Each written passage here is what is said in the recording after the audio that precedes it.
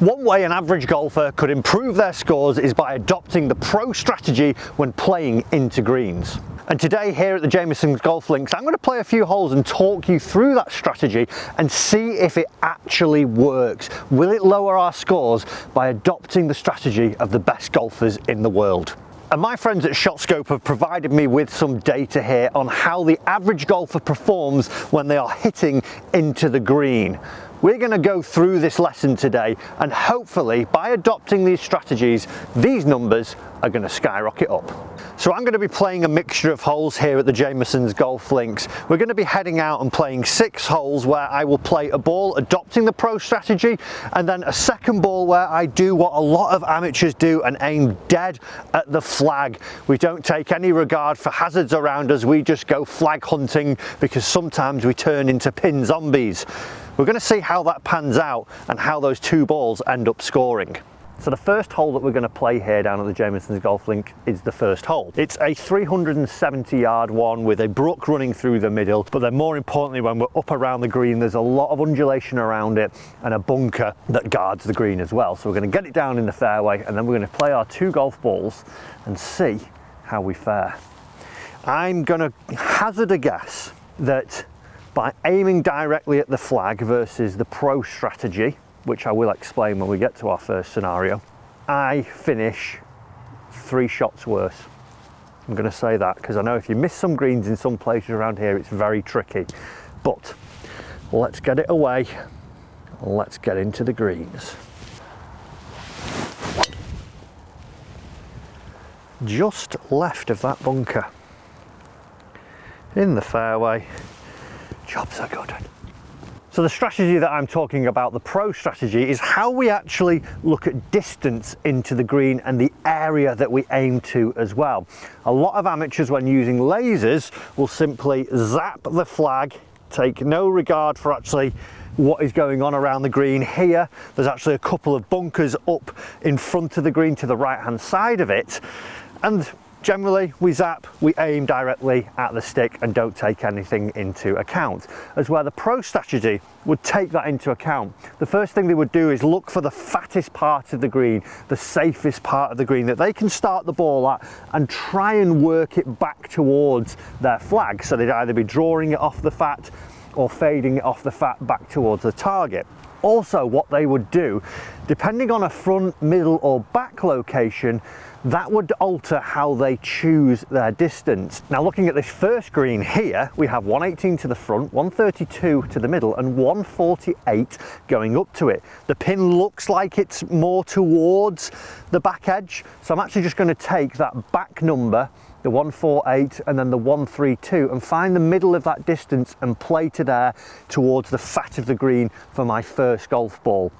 So knowing that 132, the 148, 16 yards, if we split the difference, I'm going to 140 it. The wind's into me as well, so 140 is now almost playing 150. I'm going to choose a club for that. My second golf ball, the flag is actually at 139. I'm just going to hit it 139 directly at the flag, and it's actually not in the fat part, it's more towards the left hand side of the green here.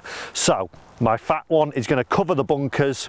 It's going to be a little bit beyond the flag potentially, as where the other one's going to be aimed dead at it. Pro strategy first, almost ignoring the flag. You have to be quite disciplined for this, to ignore where the flag is and pick a target in the distance and play towards that. I've got my 8-iron out, 150, just a little knockdown one in the cold. This is more than enough club to get me up there. Not 100% sure where that's gone because the sun blinded me. So for my second shot, I'm going to do what a lot of amateurs do here. Just play the distance, 139. I'm going to give it an extra club.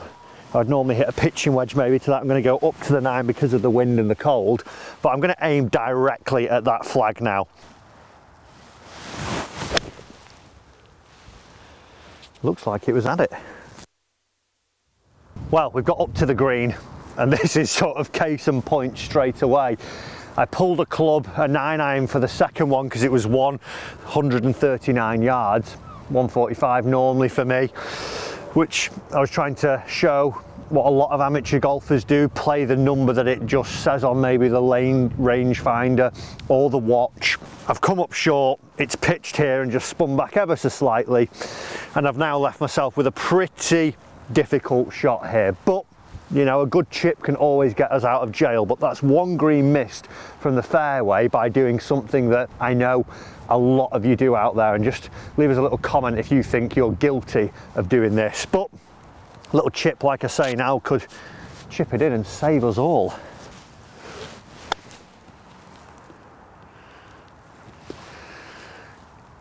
Be happy with that. I struck it almost too well there. It's spun up a little bit more than I thought. But we've got an outside chance of par. Let's go and take a look at where the other ball is. And this is where we find my original golf ball. Pitched just past pin high there and is released. Now, by no stretch of the imagination is this a fantastic golf shot. But what I did do, my aim point was around here in this sort of yardage. I've hit a pretty poor one, leaked it off the upslope a little bit right, but I've caught a piece of the green. We can see here that this flag actually is only about 1, 2, 3, 4, 5, 6 paces off from the side of the green. So not a lot of room to work with, as where I've got a good 20 paces over to my ball and probably another 6 past it. So by playing that pro strategy and doing a little bit more calculation, I can make a poorer golf swing and actually get a better result.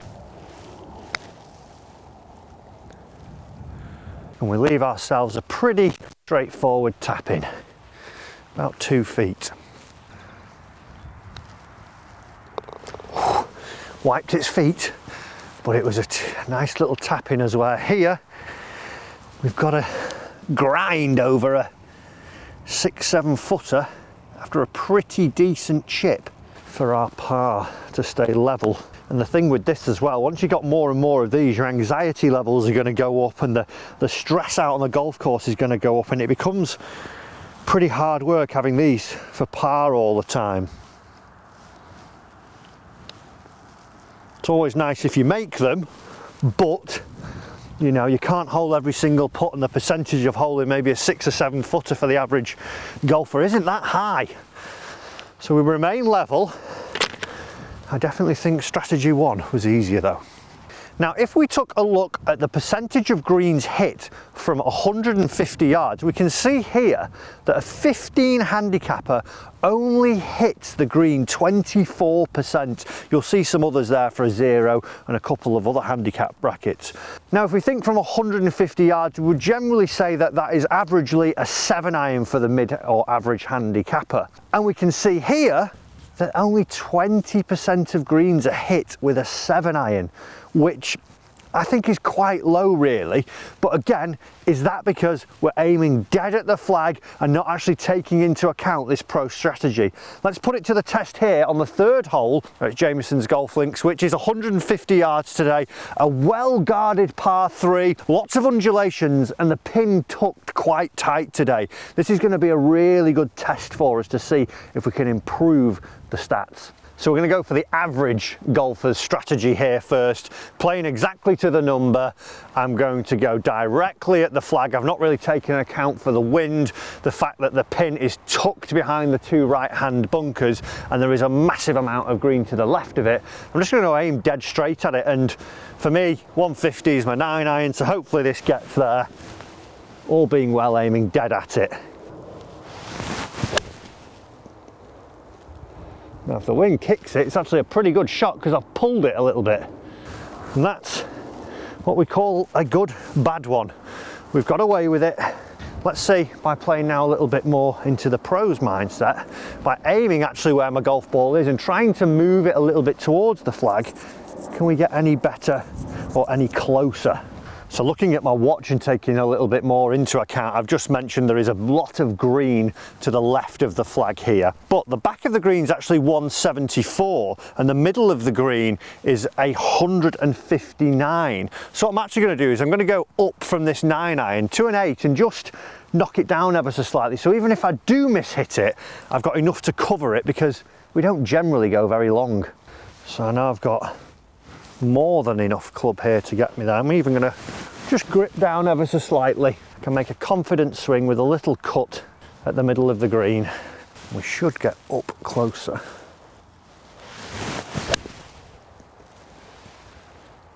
Bob on, literally exactly where I aimed it with a 1 yard fade, and it looks like it's maybe gone past a little bit pin high, but is going to be slightly closer than that one that I hit nicely with the amateur strategy. Now we've got 2 balls upon the green and they're pretty much identical, but what I will say is that the shot that I hit as aiming at the pin, I actually pulled and got a little bit more yardage out of it. So if I would have hit it nicely and hadn't got the little pull where I closed the club face, it may have pulled up a little bit shy here. The one that I hit with the pro strategy where I aimed past the flag a little bit more, I hit really nicely, it stopped pretty much near where its pitch mark is, and I've got a lot of room here that I've played into. I've given myself enough room to get past the trouble, and again it was just probably not as stressful or didn't require the perfect golf shot to actually do it, but now I've set up probably a little bit easier putt. Like I say, very much in between them both, but how long will it last in the amateur strategy where you get away with a bad one? Can the average golfer though stick it to the pro strategy by clinching a putt? No is the answer. He can race it by though. Wow, that was down the wind. A little 3 though. Little 3, it's okay. Swung on me, but again a very stress-free par. 2 holes down, not separating it, but harder work with the average strategy. Well, a fairway split, which leaves us 156 to the flag if we use our laser, but actually when we look at our yardages on the watch, we've got 151 front, 168 middle, 183 back. Now the strategy when you get into having a pin at the front, what you want to do is always pick the middle yardage. So I actually know that it's only 5 yards on from the front, but looking at the hole now, bunkers right, bunkers left, a very, very narrow landing area into the front of the green. So for this pro strategy, with it being 168, wind's a little bit off the right, I'm going to go up a club. I'm going to hit 8 iron for the average strategy where I'm just going to aim dead at the flag, but here I'm going to go to 7 and just try and land it maybe 4 or 5 paces beyond that flag to that middle number with a 7 iron. I know that I can give it everything. It's not going to pull up short. Even if I hit a poor one, I'd actually get closer. So 7 iron, and the fat part of the green is actually where the flag is, but 10 paces on, so we're going to play at that, and here we go. Now the good thing is there, I pulled that slightly and it's going over the trap. It's covered that danger and it looks like I'm safely on the green. I think if I did that with my amateur strategy that I'm now going to change to my 8 iron, it'd be a different kettle of fish. Right, 8 iron, aim dead at it. If I do get a good one, this should, with the conditions, be perfect for this, but if I miss-hit it, I think we're going to be in a little bit of bother. Oh, I've pulled it a smidge. I know it's good. And it's just pitched perfectly on the number. And to caveat that, when we look at the average stats for maybe a 0 handicapper of their green percentages versus the other handicap brackets, when I'm doing this, hopefully I should hit some decent shots and I should be a little bit more confident. But if you don't quite catch that shot and you've picked something that's maxing out at that flag, you don't quite get it, you then bring the trouble into play. You've got to hit your best shot to actually get close a lot of the time. Well, this is where we pitched with our first shot, the pro strategy. Not even a great swing, a little bit pulley. Because I played to that fat of the green, I've managed to hit the green with a poor shot, which is great. We've hit every green so far by aiming at the fats. Yes, it's not as close as that one that I've hit with the strategy of aiming directly at the flag, but I hit a really solid golf shot there. As where here, I think the good thing now is I've had 3, or this is my 4th opportunity. Yes, it's an outside one for birdie, but they're pretty straightforward 2-putts, and I think what we need to do a lot in our golf to improve is maybe not be so fancy. It's just get it on the green somewhere, take a couple of putts. It doesn't have to be the Hollywood shot, and this is something that I need to bring into my own game. It doesn't have to be that Hollywood shot, you know, curving over a bunker from a tight position to the flag.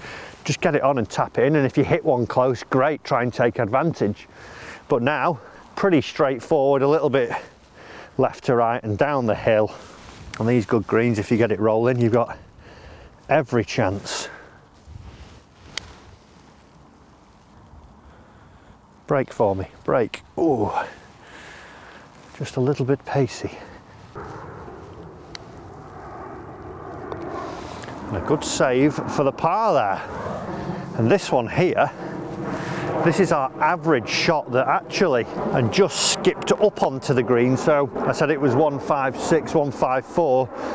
It only just managed to creep up onto the green. You know, if we were playing purely off stats and it stuck where it was, or if that was a slightly false front and it hits there and rolls back down, it then becomes a little bit trickier, as where here hit a nice shot and I've actually got a really good look at making the 3. But like I say, hit a wonder and didn't even get it on to pitch the distance I wanted. Sometimes that's golf though. Oh, it's a cruel old game. I thought that was in, and it just lacked that little bit of pace. But a stress-free par. The scores stay the same, but the only difference is we've hit every green with the pro strategy.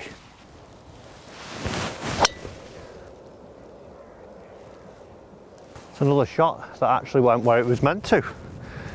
Crazy game.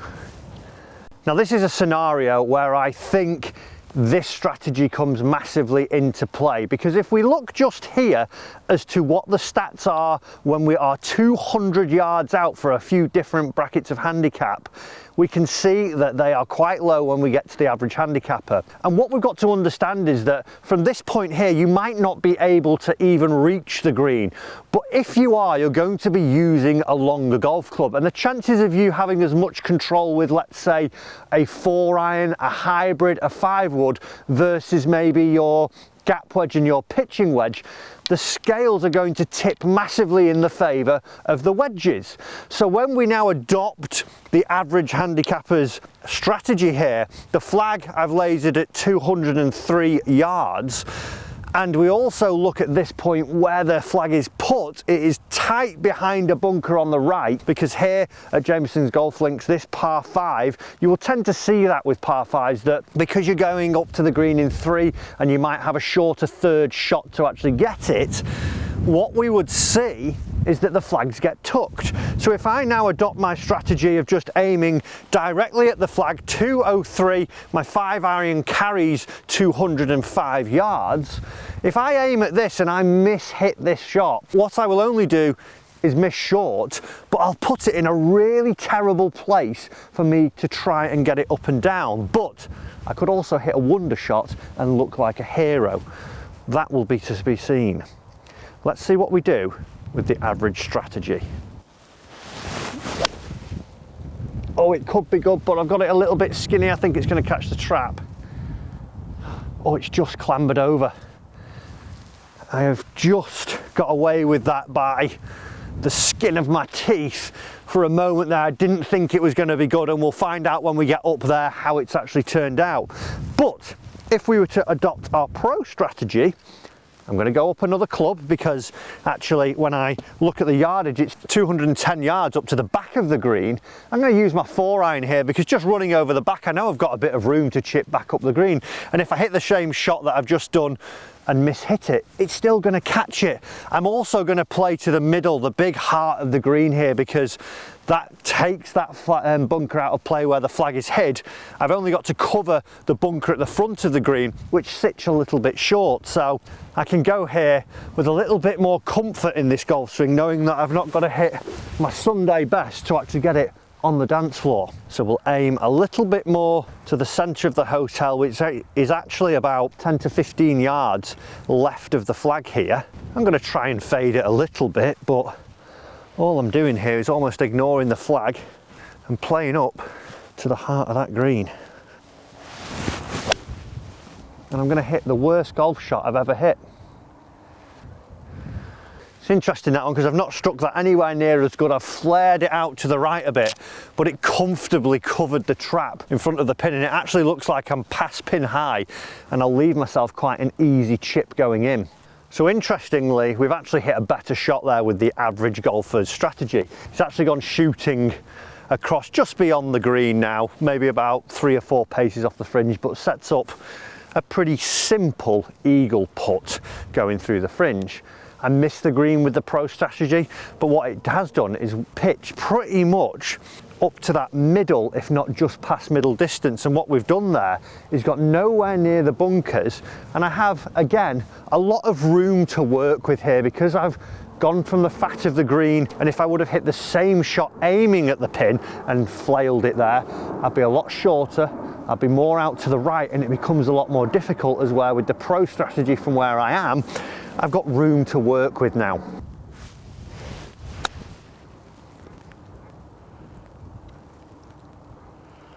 You don't have to hit great shots, just have to hit smart shots with the strategy of the pro, because you get a lot of room to play with. Now let's see if the average golfer's strategy can poo-poo the party. Ooh, just went on me, but 2 4s, we take it. One where I hit, one that looked like it was going in, and one that missed the planet, and we get away with it. Now, where this strategy becomes really important is when you're in the rough here. Your control of your strike becomes hampered because of grass in between the face and the ball, so then your actual control of the flight becomes hampered also. I've lasered the flag at 139 yards. The back of the green is only 145, so not many paces off the back we find the flag. The front of the green's actually only 102 yards. Very long green, but what I could do here now with my amateur one, I'm going to aim dead at it. The pin is tight right as well. There's not much room for me to miss it on the right hand side. As I've said, my strike is going to be hampered because of that grass and ball in between the face. As well, with my pro strategy, I'm just going to play to the middle of the green. I'm now going to aim this ball between that 125 to 140 number, around that 130. Let it release up into the heart, which is about 5 yards left of the flag, and we should leave ourselves a pretty good look at birdie from there. With the amateur strategy, I've got to hit the perfect shot. So pitching wedge for both, pro ball first, take aim at that fat of the green, playing to the middle back distance. Ignore the flag. That looks like it's come out a bit hot as well there, but it's straight in the centre of it. May have just skipped back over the edge, but from the rough, I'd be very happy with it. If I do the same and I get the same flight with this pro, with the average golfer's strategy aiming dead at the flag, and it goes like that, we're going to be in a bit of trouble here. Oh no, it's popped up out the rough. It's missing right. Oh, that's so short. 2 pretty identical golf swings, but 2 very different results. It's going to be interesting to see where that average golfer one has fallen down to, because it landed short of the green. Whether it's run up onto the green, I can't quite see. The other one's just past pin high, just on the fringe, so no stresses. Now, I've actually hit the green with my average golfer's strategy there. It caught the top of the bank here, and it's just trundled on its way down there. It could have caught up there, and that would have been a difficult little chip. I've missed the green with my pro strategy, but I'm actually closer by 2 paces. So it's not that you have to hit the green every single time, but by allowing myself, I've actually pitched to the middle of the green there, and because of the rough, we knew that the contact wasn't going to be perfect. It's run through, but I've now left myself, like I say, a slightly shorter putt just off the back of the fringe, which isn't really a stress. Here, a little bit of luck, and I'm just that little bit further away. All about proximity. Can he do it? No, it's just pulled up shite. Right, a little putt through the fringe.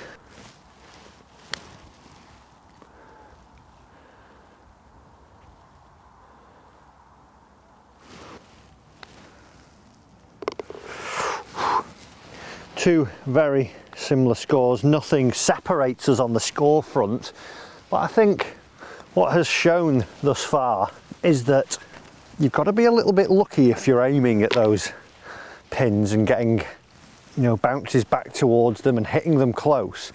A lot more can go wrong, as when you're playing that pro strategy, even if you don't hit the best shot, you get so much more relief from a slight miss-hit or a little bit of direction being out.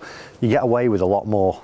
And we approach our final hole. I'm actually just going to look at some stats here of what we can see from how successful handicappers are on par threes. Now, one thing that I think happens on par threes, especially like this one here, we can be suckered into thinking there's not much going on. It's short, it's 106 yards from the golf ball to the flag today, 121 to the middle. And we just think, well, we'll just hit it. But we have to take care on par threes because there's a lot of bunkers. And here, this green, the 9th on Jamieson's golf links, a Redan green, it's got 2 tiers on the right and left and then bowls into the middle, and everything, if left short, is running back down a hill. And there's also 2 big bunkers staring at us in the face. So we've got to take a little bit more care when we get on par 3. We're going to go amateur first. We're going to aim dead at the flag. It would be nice to get a hole in one, but we're going to have to get a good one. 52 degree, just shy of full. See how we go. Nothing in the scores. We're tied both at 1 under. Oh, it looks dead at it, but I don't think I got the strike. Oh no. Short, missed green, got very lucky again there, just crept over the top of the bunker and bounced up. As where now with the pro strategy, I'm actually going to aim over the top of the bunkers, but I'm going to play about 5 to 10 feet left of the flag, go for a more fuller swing and try and knock it into the heart of the green and give myself a look at a birdie from on the putting surface. Well, I've pushed it, and this actually could work out very nicely. Well, we're successfully on the green there. Oh, it's about 10 foot, and that's the great thing with that pro strategy. I've aimed away from the flag, I've hit a poor one, and if you were playing with your friends, you could actually look like you were intending to do that and hit a great shot. Let's go and knock it in though. Well, I missed green there with the average golfer's shot. Very much similar in proximity. Tied both on the amount of greens hit, but I would say the misses with the pro ball have just been so much better. Even there, when I've not done as I intended fully, I've actually come away by being closer. If we hold this one, it changes the narrative, and you don't need to believe a word that I'm telling you. Not to be. I thought it was closer than this. It pitched here and I could see it spinning back down, but not to be.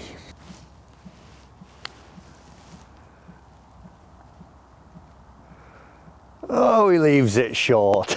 Well, the scores were the same, but I would say proximity, like I say, was a little bit better. A big thank you to ShotScope for providing me with the data. And next time you're out on the golf course, why not try that pro strategy? Ignore the flags. Think about the distances and where you're playing to the fat of the green. And also watch this lesson here that could help you with some club selection.